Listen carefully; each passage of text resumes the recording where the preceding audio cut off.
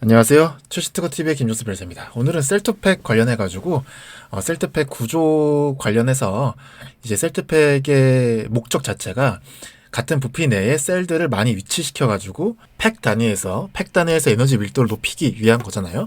그래서 그러기 위해서 어떤 것들을 하고 있는지를 한번 살펴보도록 할게요. 그래서 관련해서, 이제 롱셀을 써서 셀투팩을 구성한다. 라는 것과, 그 다음에 이제, 구조를 최대한 단순화시켜가지고, 셀만 많이 존재할 수 있도록, 팩 내에 셀이 가장 많이 존재할 수 있도록 만들기 위한 그런 구조들이 뭐가 있는지 그런 것들을 한번 살펴보도록 하겠습니다. 그래서 인터배터리 얼마 전에 했던 거기서 셀투팩 관련된 기술이 한 이목을 끌었죠. 그 관련해서 이제 LG 에너지솔루션에서 나왔던 이런 사진이 있는데, 이 사진 보면은 이 약간 캔처럼 생긴 거 안에 파우치들이 들어가 있는 걸 볼 수가 있습니다.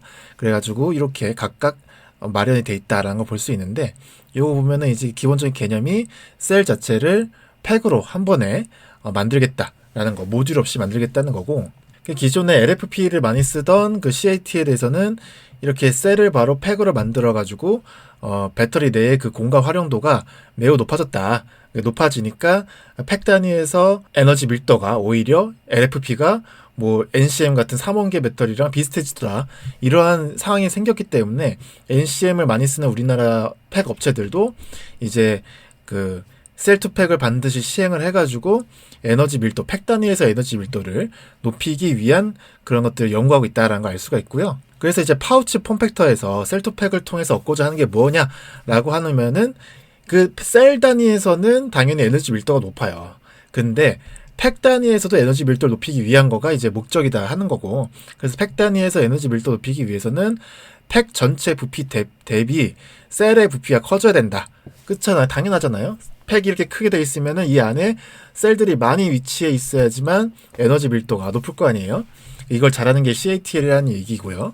그래서 그러기 위해서 우리가 생각해 볼 수 있는 구조는 셀 자체를 기본적으로 큰 셀, 롱셀을 써가지고 전체 팩에서 셀이 차지하는 부피를 크게 할 것.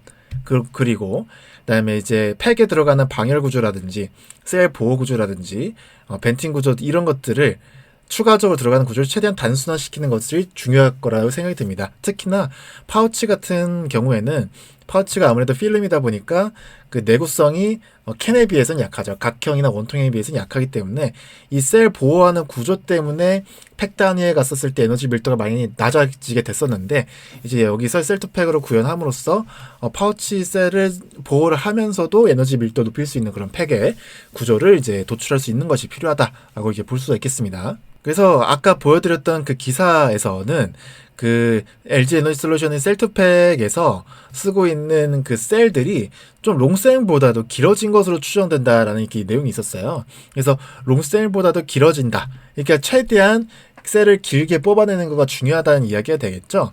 그래가지고 파우치 필름 대신에 알루미늄 캠을 이제 외부 패키지로 활용하고 있는 것이 보인다. 그러니까 파우치를 이제 알루미늄 캔 같은 거에다 이렇게 꽂아 넣었다라는 식으로 이제 되어 있는 건데, 이거 어떤 구조인지 한번 살펴보겠다라는 얘기를 하는 겁니다. 그래서 기본적으로 이렇게 롱셀 구조, 그 GM이랑 합작법인으로 처음 양산하는 그런 셀이 롱셀 구조가 이렇게 돼 있는데, 이것보다도 길다라는 추측이 있다라는 거예요. 그 기사에서 읽기 보면은. 그래서 롱셀을 쓰기 위해서는 이 파우치 필름의 특성이 굉장히 먼저 중요하다는 얘기를 먼저 하고 넘어가야 될 것 같아요. 그래서 이 셀이 길면 길수록 어떠한 그런 팩터를 갖고 있어야 되는지 한번 살펴볼 텐데, 이거는 이제 율천화학에서 나온 등록 특허고요. 24년도 11월에 등록이 된 특허고, 여기에 보시면은 그 고온에서도 파우치, 그러니까 배터리 팩이 쓰이는 환경이 고온에서 많이 쓰이다 보니까 그 고온에서도 안정성이 우수한 그런 파우치 필름을 개발을 해야 되는데, 그러기 위해서는 어떠한 팩터가 필요하냐? 바로 계면 방래라든지 크랙을 억제할 수 있는 그러한 성능이 필요하다라는 얘기를 하고 있어요.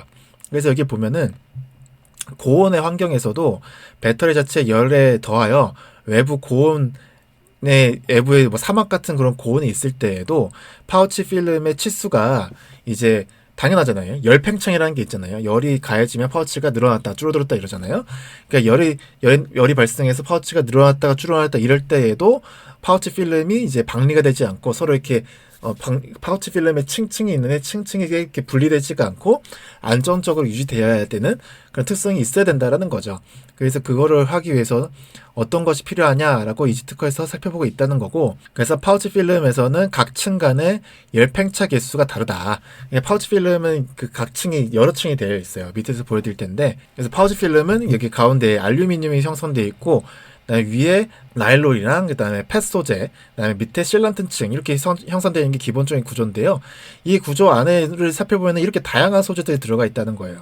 이 다양한 소재들이 들어가 있으니까 열에 의해서 팽창되는 개수들이 다 다르다는 겁니다. 그러니까 열에 의해서 팽창되는 개수들이 다 다른데, 가뜩이나 롱셀로 만들면은 이게 더 길어지잖아요. 더 길어지면은 이 긴 만큼 열에 의해서 늘어나는 이 수치들이 더 커진다는 거죠.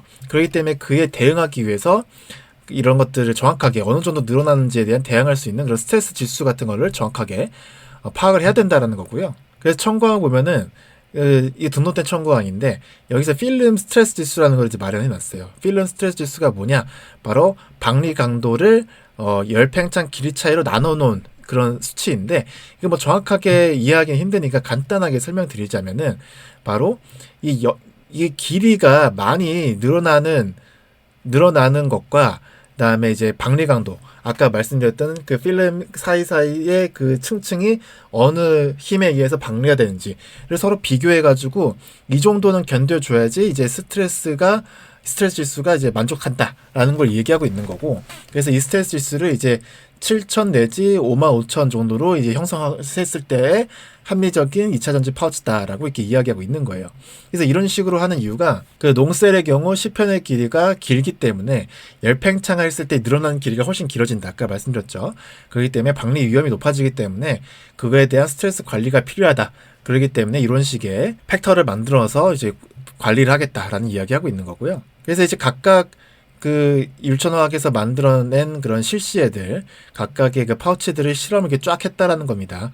실험을 쫙 했더니 뭐 이런 거 보이시죠? 열팽창 길이 차이가 어떤 것들은 작고 어떤 것들은 이제 박리 강도가 작고 크고 이런 것들이 있는데, 이거를 이제 나눴을 때의 이런 그 스트레스 지수 같은 게 도출이 되고, 이 스트레스 지수가 7,500에서 55,000 사이에 있는 그런 파우치 필름이 이제 합리적인 필름으로 형성될 수 있다라는 얘기를 하고 있는 거예요. 그래서 이런 실험 결과를 통해서 실제로 이제 100도씨의 오븐에다가 24시간 동안 방치를 시켰다는 거예요. 그리고 방치를 시켰을 때 여기에 실시의 2, 3, 4번이 아주 좋은, 그러니까 박리가 되지 않고 매우 안정적으로 파우치가 유지되더라라는 얘기하고 있는 거고, 이 파우치가 유지되는 애들이 다 보니까 아까 위에서 특허 청구항에서 언급되었던 그 범위 내에 있는 스트레스 지수를 갖고 있는 파우치였다라는 걸 이렇게 볼 수가 있겠습니다.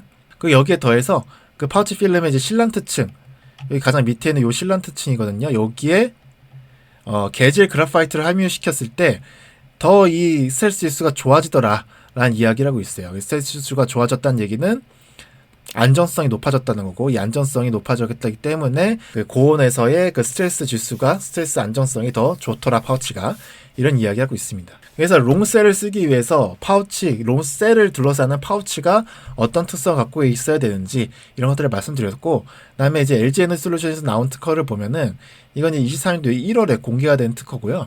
파우치 셀을 이제 보호를 하는데 그 구조를 단순화하는 그런 특허를 내놓은 게 있어요. 그래서 이게 보면은 이 그림, 제가 아까 보여드렸던 그 인터배터리 24에서 나왔던 그 그림과 비슷한 도면이 있죠.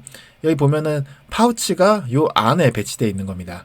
그래서 이게 보면은 여기서는 기사에서는 알루미늄 캔 같은 것들을 이제 외부 패키지를 활용한 것처럼 보여지는데, 이 그림 보면은 롱셀을 이러한 외부 프레임에다가 끼워 넣었다는 거예요.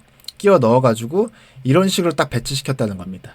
그래가지고 셀 하나하나를 이렇게 좀 보호하는 구조를 단순화했다라고 이렇게 볼 수가 있겠습니다. 그래서 여기서 셀 커버, 즉 여기 둘러싸는 걸 셀 커버라고 하는 거거든요.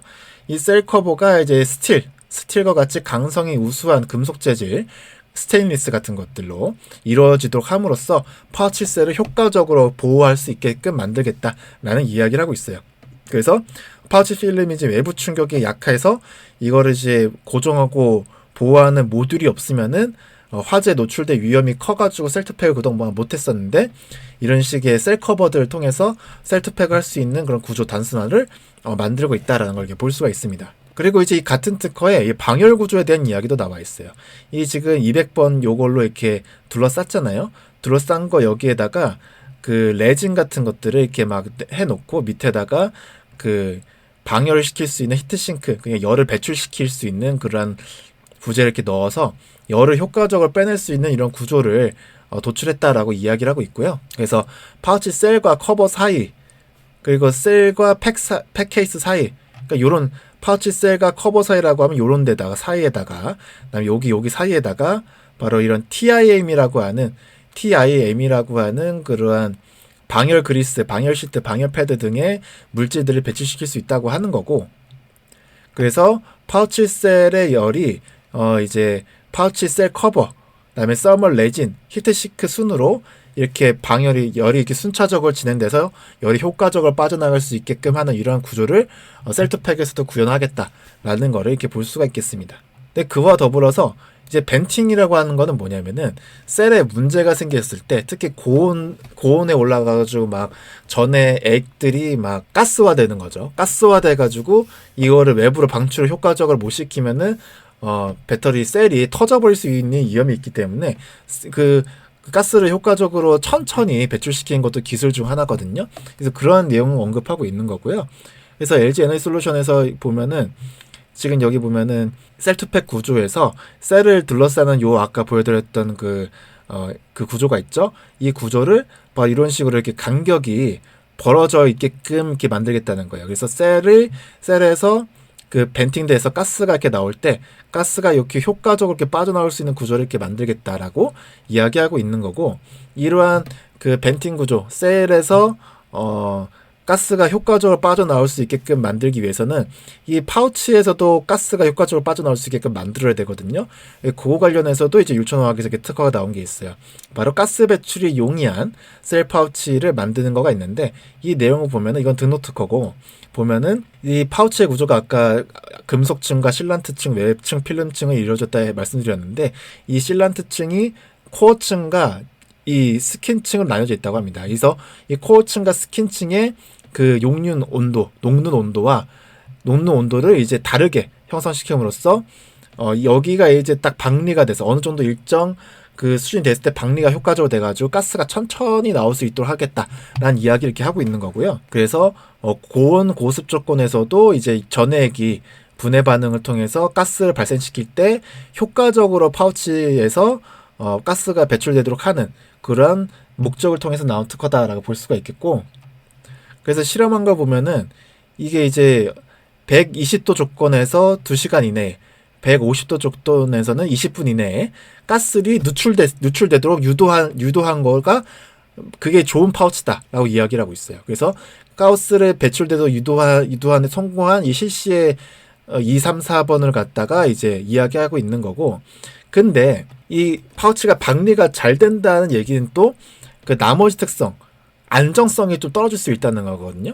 그래서 파우치가 방리가 되면서 그 가스를 효과적으로 배출시키면서도 이러한 열 접착 강도라든지 절연 저항이라든지 성형성이라든지 이런 것들을 만족하는 실시에가 무엇이냐라고 이렇게 실험을 계속적으로 해가지고, 그래서 안전성과 벤팅을 효과적으로 시킬 수 있는 그런 특성이 모두 만족하는 그런 실시에들이 이렇게 있더라라고 이렇게 율천화학 특허에서 이야기를 하고 있는 겁니다. 그래서 오늘은 셀2팩 관련해가지고 여기에 들어가는 셀이 이제 롱셀이다 보니까 롱셀을 효과적으로 둘러싸기 위한 파우치에 관련된 율천화학 특허도 알아보았고, 그 다음에 그와 관련해서 구조 단순화를 통해서 이제 공간 활용률을 증가시킬 수 있는 LG 에너지 솔루션의 셀2팩 특허들도 한번 살펴보았습니다. 오늘 영상이 마음에 드셨다면 구독과 좋아요 부탁드리겠습니다. 감사합니다.